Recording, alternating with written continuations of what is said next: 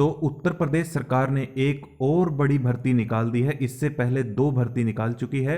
दोनों ही वीडियो मेरे चैनल पर उपलब्ध है, आरक्षी नागरिक की और सब इंस्पेक्टर और असिस्टेंट सब इंस्पेक्टर की। और अब किसकी निकाली है देखते हैं। उत्तर प्रदेश पुलिस में कंप्यूटर ऑपरेटर ग्रेड ए के पदों पर सीधी भर्ती निकाली गई है। आप देख सकते हैं आज ही ये नोटिफिकेशन रिलीज किया गया है 29 दिसंबर सन 2023 को। तो पूरा नोटिफिकेशन आपको बताऊंगा, आपको ये वीडियो पूरा देखना है। यूपी पुलिस में पुरुष एवं महिलाओं के लिए तो दोनों ही अप्लाई कर सकते हैं। कंप्यूटर ऑपरेटर के पदों पर पे बैंड क्या रहेगा, 5200 से 20200, ग्रेड पे 2400, यानी कि आपकी स्टार्टिंग में जो बेसिक पे रहेगी ज्वाइनिंग के टाइम 25,500। इसके ऊपर आपको डीए मिलेगा, एचआरए मिलेगा, अदर अलाउंसेस भी दिए जाएंगे। ऑनलाइन आवेदन पत्र आमंत्रित किए जाते हैं। ऑनलाइन आवेदन आपसे मांगे गए हैं। तो 930 वैकेंसी है। अनारक्षित यानी कि जनरल की है 381, ईडब्ल्यूएस की है 91, ओबीसी की है 249, अनुसूचित जाति की एससी की है 193, एसटी की है 16। कंप्यूटर ऑपरेटर ग्रेड ए पद पर भर्ती हेतु पुरुष एवं, ये तो बता चुका हूं मैं आपको। परीक्षा के पूर्व किसी भी समय रिक्तियों की संख्या परिवर्तित की जा सकती है, बढ़ाई या घटाई जा सकती है। आवेदन की समय सारिणी 7 जनवरी से, यानी कि अभी शुरू नहीं हुए हैं ऑनलाइन आवेदन। और ऑनलाइन आवेदन शुल्क जमा करने की अंतिम तिथि 28 जनवरी और शुल्क समायोजन एवं आवेदन में संशोधन की अंतिम तिथि 30 जनवरी। गलती मत करना, तो संशोधन की जरूरत ही नहीं पड़ेगी। अच्छा, आवेदन शुल्क 400 रुपये। अर्हताएं, राष्ट्रीयता आपको पता है कि भारत का नागरिक हो, तिब्बती शरणार्थी हो, भारतीय उद्भव का ऐसा व्यक्ति हो जिसने भारत में स्थायी रूप से निवास करने के लिए करने के अभिप्राय से पाकिस्तान, म्यांमार, श्रीलंका या किसी पूर्व अफ्रीकी देश। ये सब आप एक बार पढ़ लेना, ये कुछ इंपॉर्टेंट नहीं है। जो जो इंपॉर्टेंट बातें मैं वो आपको बताना चाहता हूँ।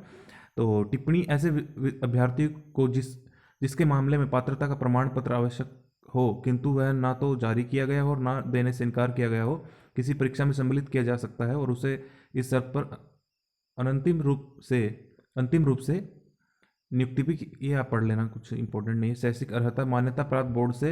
अच्छा ठीक है, तो एजुकेशन क्वालिफिकेशन देख लेते हैं। मान्यता प्राप्त बोर्ड से इंटरमीडिएट परीक्षा भौतिक शास्त्र और गणित विषयों के साथ उत्तीर्ण होना आवश्यक है। तो इस बात का आप ध्यान रखें, इंटरमीडिएट पास तो चलेगा लेकिन भौतिक शास्त्र और गणित, मैथमेटिक्स, ये भी पास करना, इन विषयों में आपने इंटरमीडिएट की हो। साथ साथ आपके पास DOEACC का जो ओ लेवल का सर्टिफिकेट है वो भी आपके पास हो। अगर ये नहीं है तो प्राविधिक शिक्षा परिषद यूपी से कंप्यूटर अभियंत्रण, सूचना प्रौद्योगिकी या इलेक्ट्रॉनिक्स अभियंत्रण में डिप्लोमा या सरकार द्वारा उसके समकक्ष मान्यता प्राप्त कोई अर्हता हो, क्वालिफिकेशन हो, तो वो भी चलेगी।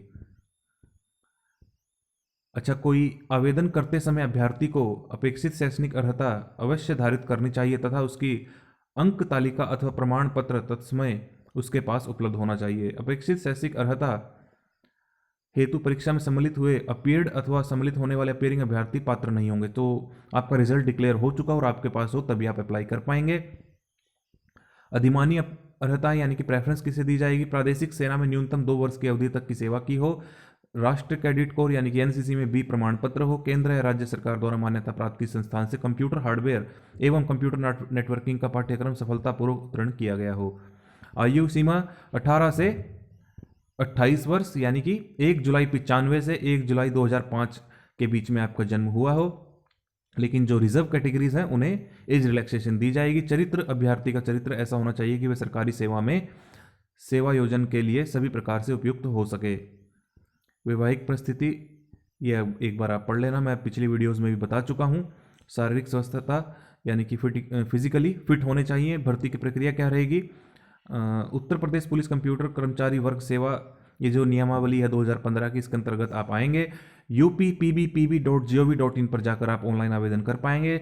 लिखित परीक्षा 200 अंक की, बोर्ड अभ्यर्थियों से लिखित परीक्षा एवं कंप्यूटर टंकन परीक्षा में सम्मिलित होने की अपेक्षा करेगा, यानी कि आपसे लिखित परीक्षा भी होगी और एक टाइपिंग टेस्ट भी होगा। लिखित परीक्षा वास्तवनिष्ठ प्रकार की ऑनलाइन होगी, यानी कि एमसीक्यू टाइप होगी।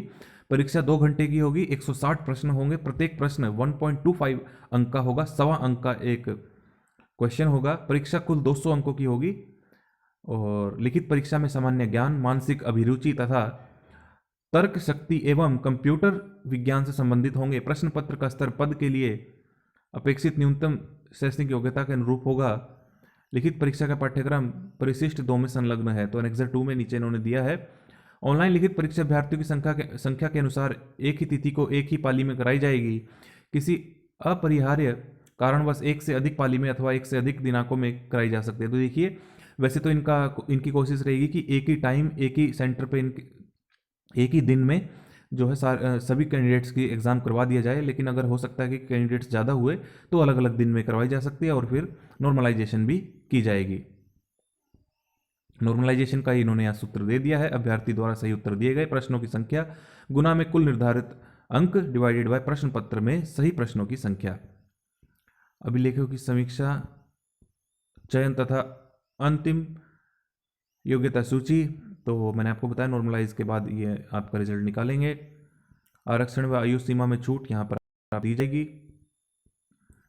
यहाँ पर आप देख सकते हैं, ये आपको अनुसूचित जाति यानी कि एससी को 5 वर्ष, एसटी को 5 वर्ष, ओबीसी को भी 5 वर्ष, ईडब्ल्यूएस को कोई नहीं है। ओरिजेंटल आरक्षण आप एक बार देख लें, मैं आपको मेन बातें जल्द से जल्द बताना चाहता हूँ। ये सारे रिजर्वेशन के बारे में यहाँ पर बताया गया है। अच्छा, ऑनलाइन आवेदन कैसे करना है मैं आपको बता चुका हूँ। pbb.gov.in हेल्पलाइन नंबर भी दिया गया है 04447749010। ऑनलाइन आपको शुल्क अदा करना है UPI, internet banking, credit card, debit card के माध्यम से जब आप ऑनलाइन आवेदन करेंगे। फोटोग्राफ व हस्ताक्षर जैसे इन्होंने बताए हैं, जितने भी साइज के, जितने भी किलोबाइट्स के, उतने ही आपके पास उतने ही आप अपलोड करें। और जो भी डॉक्यूमेंट आप अपलोड करेंगे आपके पास वो डॉक्यूमेंट्स ओरिजिनल होने चाहिए। बोर्ड का निर्णय अंतिम होगा।